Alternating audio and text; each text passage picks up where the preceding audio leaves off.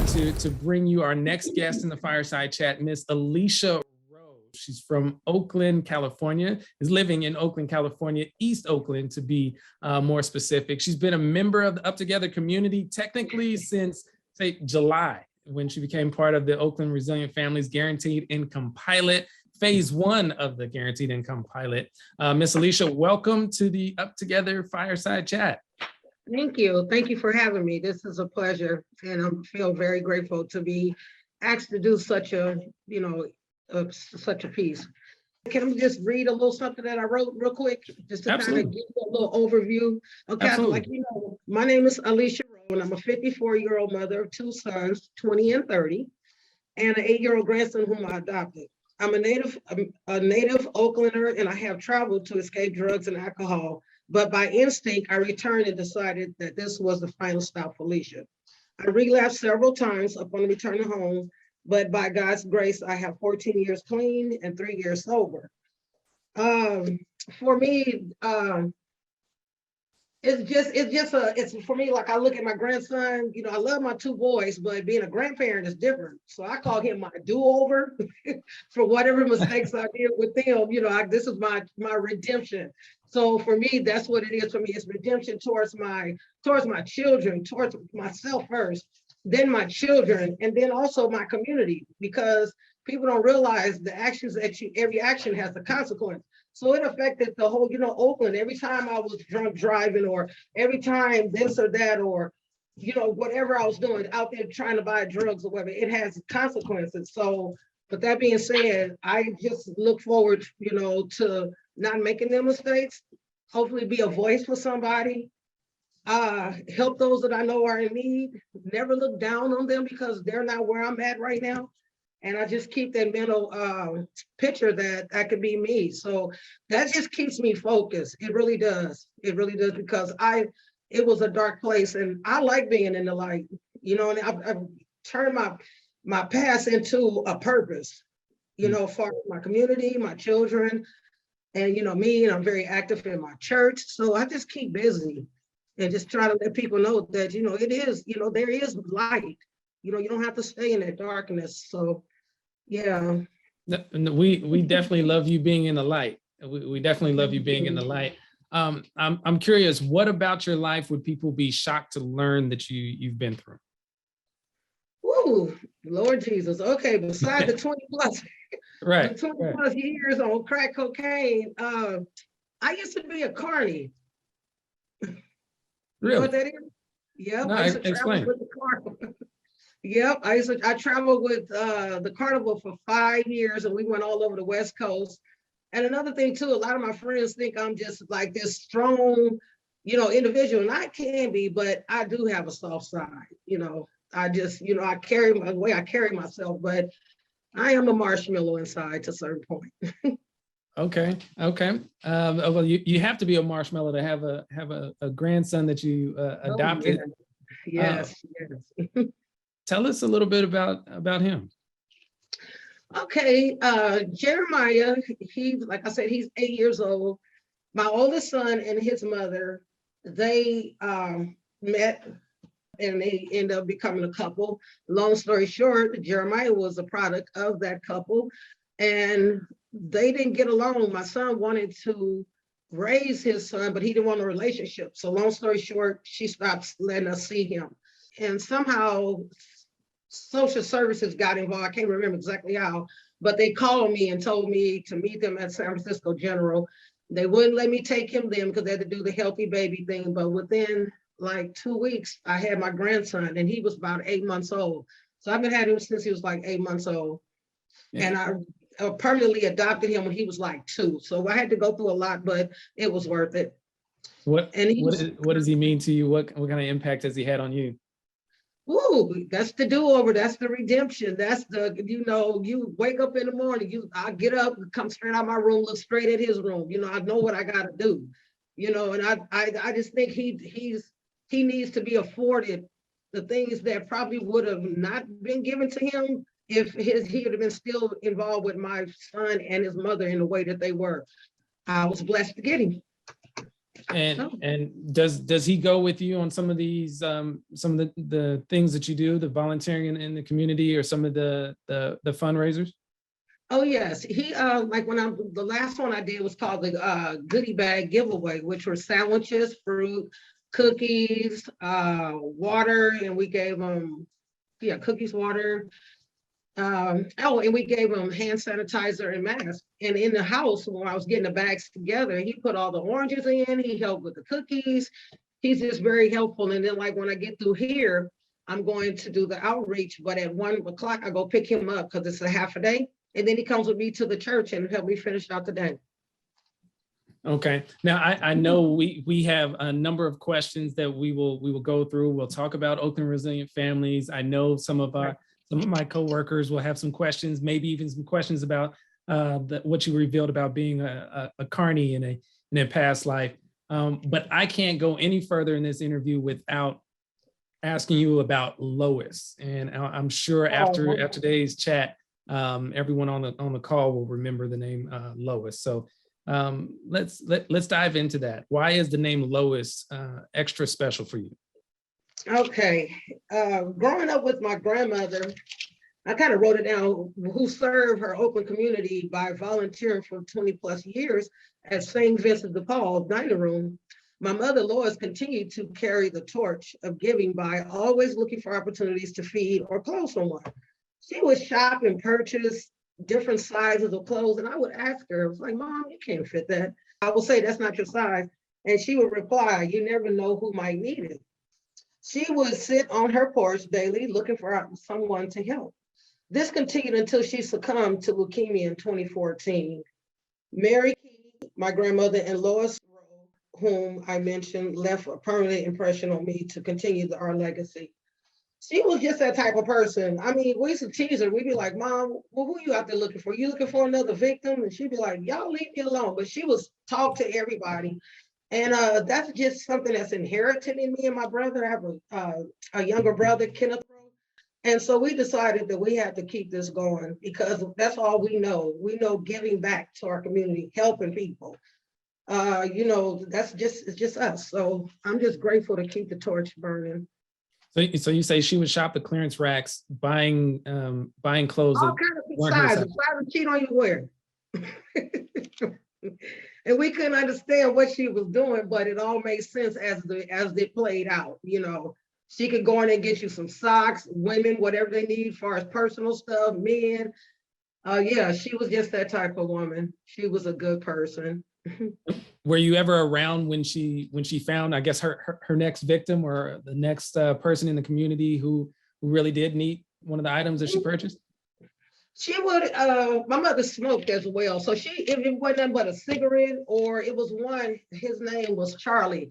He was a Caucasian guy, came from a rich family in Berkeley, and he just decided that this was the life he wanted to live, to be homeless. But him and her grew to be very good friends. And she would feed Charlie if he needed a cigarette, or a couple of times she got tired of looking at his coat, so she gave him a coat. Them the type of relationships that she would build. There were several that were her regulars that would come to the house. This lady that passed, unfortunately, Miss Janice, another young lady named Bridget, and most of them kind of live in the area because there's a couple of parks where my mother used to stay. So some of them were park dwellers. Some stayed up under the underpath. One was her neighbor, and then Charlie was one of her favorites. Wow. Talk to me about what that did to you in terms of seeing that, and why you're wanting a nonprofit named after her. It taught me a sense of being. It taught me how to help others, be part of the solution, not the problem. And it humbled me.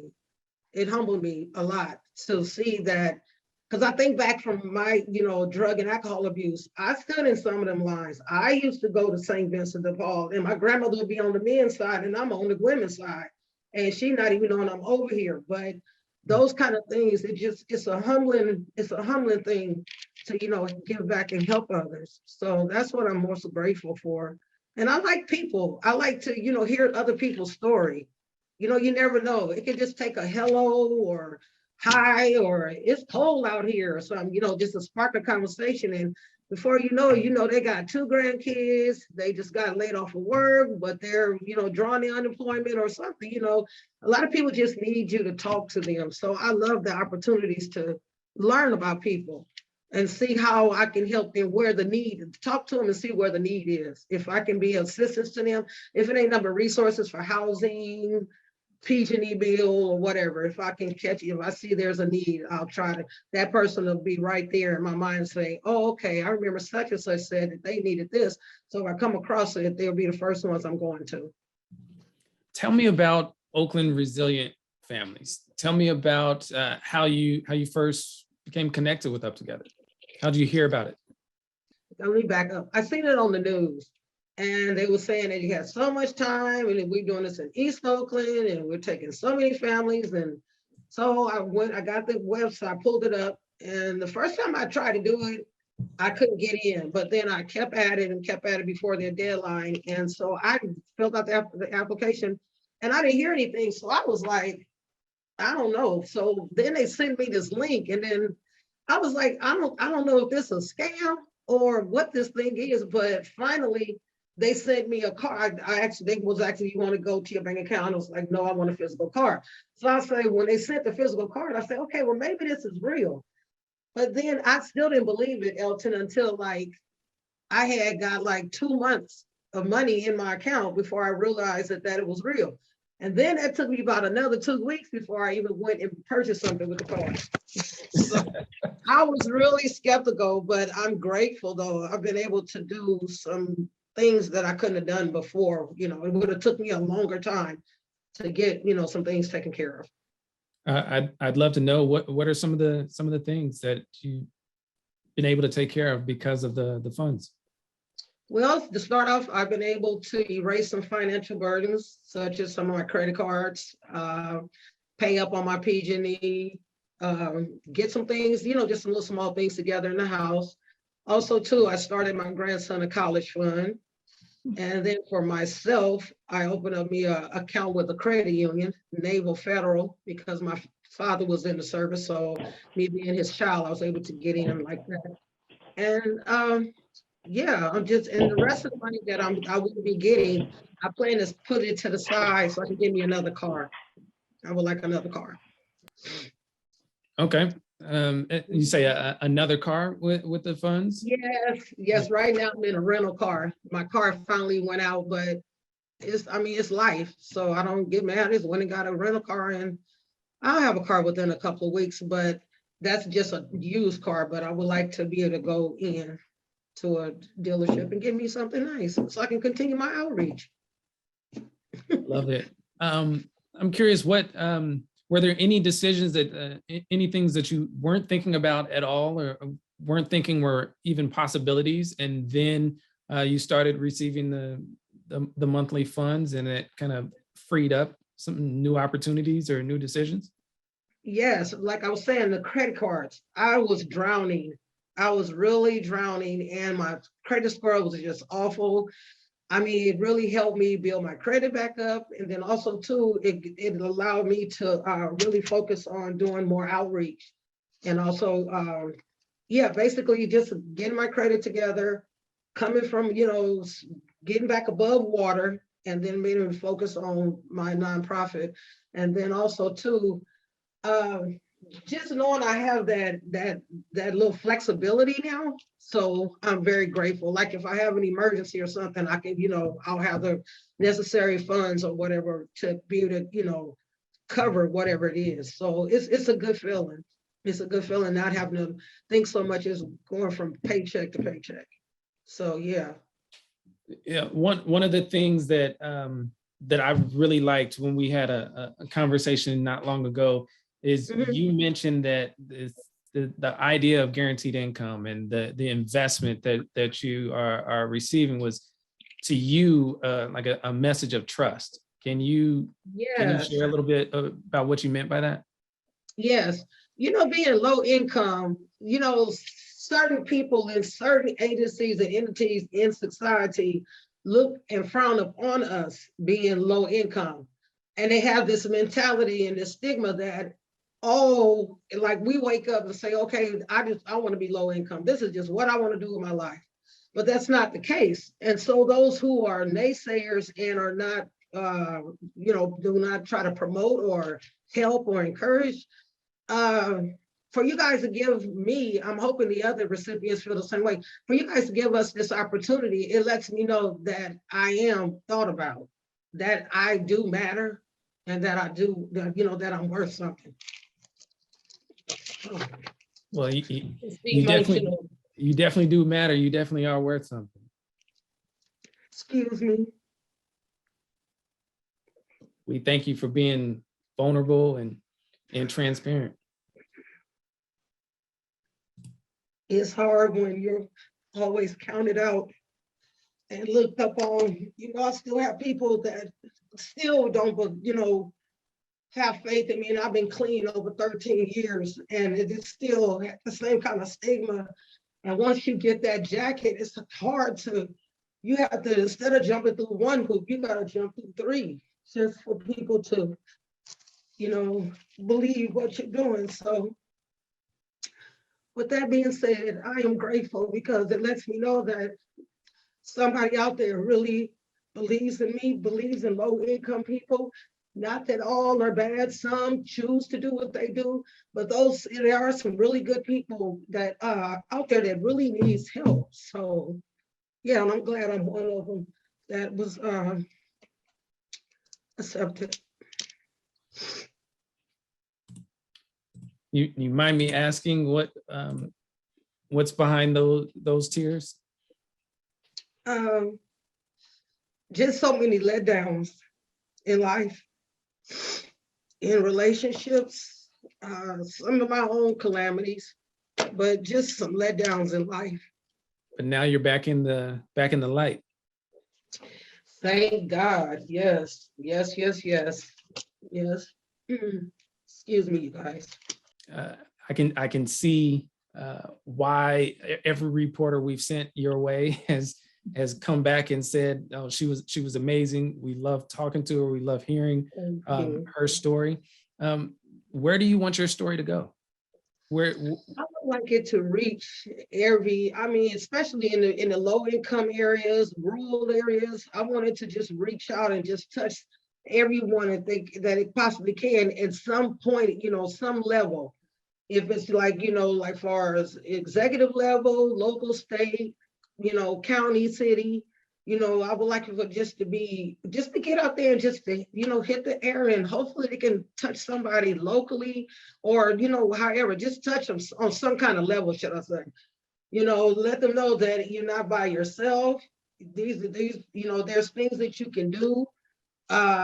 Everybody's not against you, that kind of thing. And one of the things is that giving us the opportunity to trust people like y'all again. So yeah, that there are people out there, are some good people out there. That's my main thing, is that there are good people out there. So take a chance, just give them the opportunity. Yep, and that's what you guys did with me, and I'm grateful. Well, Alisha, I'm gonna take a minute and open it up to some of my coworkers. Does anyone have a question for Alisha at the moment? I think I'd like to go ahead since we're on this sort of note and just wanting to respond that I think your story, it touched me. It really resonates with me. I think on multiple ways. I work directly with Oakland resilient families. I think one narrative that I would like to change is what people spend their money on. People are so curious what people in these pilots are spending their money on, and that people don't want to support people who are struggling with addiction, and that, it shouldn't matter if you're struggling or recovering or what, and that, I trust that parents love their kids and they want what's best for their families. And I've seen it firsthand. And, so when you're talking about, standing in line for support and for resources, and just like knowing that myself and, others at UpTogether, believe that everyone deserves an investment, and that it shouldn't matter what someone someone needs and that they are going to make the best decisions for themselves, and that families are struggling and they deserve an investment. And I think really and truly, and I'll finish, grandmas have been the foundation of the Black community. And I think in addition to, it reminds me it's not only the investment, not only the money, but the time, the years that it takes to overcome these injustices. I think it really, that your story sort of brought that out in me, sort of reflecting on that. And so, excuse the personal note, but I think really what your story sort of highlights for me is that is such a key pillar to what I believe our narrative change work in Oakland should stand on. Okay, thank you. Thank you for sharing that, Mary. I really appreciate that. Are there any other questions? Will you stop? What kind of pets are those? I'm babysitting. This 2 Maltese. a Maltese poodle. It's a mother and her like 3-month-old baby. She's a puppy and she's just everywhere. This is the puppy. Oh, wow. So cute. This is Joy. It's cute though. Yeah. So you really are busy. Yeah. Sam, was that you with a question? I really appreciate you being so transparent and vulnerable. Like, I came to UpTogether partway through phase 1, so I wasn't there at the very beginning. But hearing from somebody who has done so much for their community and has just been such a champion for so many people, it really means a lot. So thank you. Yes. Okay. Thank you. Thank you. Just thinking about it, I was just hoping that others continue to get the opportunities that we have been afforded. That's all. I don't want to see it just fizzle out, because it's a great program. If there's anything I can do on a local level, I'll come and volunteer. I'll come and help you guys, whatever it is, to let them see, let them see, what UpTogether is all about. I will find a slot for you guys to come and help out if I need to. So just let me know, let Elton know, or you can get my information from him, because I don't mind being, active in my community. I love that, Alisha. I have a great ear to ear. Sorry that I'm off camera, but absolutely. And we're counting on that. We know our efforts are nothing compared to what you guys can do together. Thank you again. Thank you. Yeah, equally had me in tears. I just your story and the path that you've taken. Yeah, incredible. Do you have any final questions for us? No, I'm just grateful, and I just thank God for you guys, and I hope that the program continues. And I just hope everybody, like I keep saying, I just hope that they appreciate what you guys are doing. And with that, I don't have anything else to say. I'm just grateful. You guys and it gave me a sense of belonging. And not just this low-income grandma who raising her 8-year-old grandson that she adopted.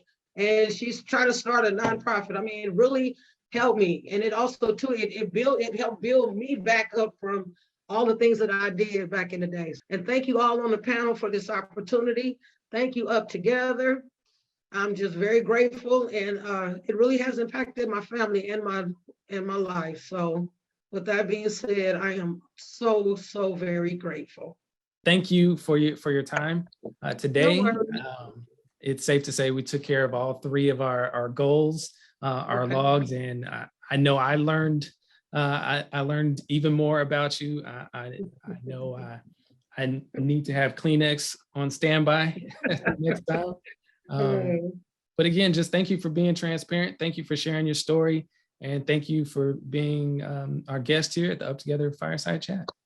Thank you so much for the opportunity. I look forward to hearing from you more, Elton. And just one thing is, I keep saying, I just hope that the rest of the recipients are looking at this as an opportunity to have a long-term residual effect in their lives, their family, and in their community. Don't let it just stop at the 18 months. That's my heart cry. Nothing else needs to be said. Nope. Thank you again. Alisha. Thank you, guys. Have a blessed day.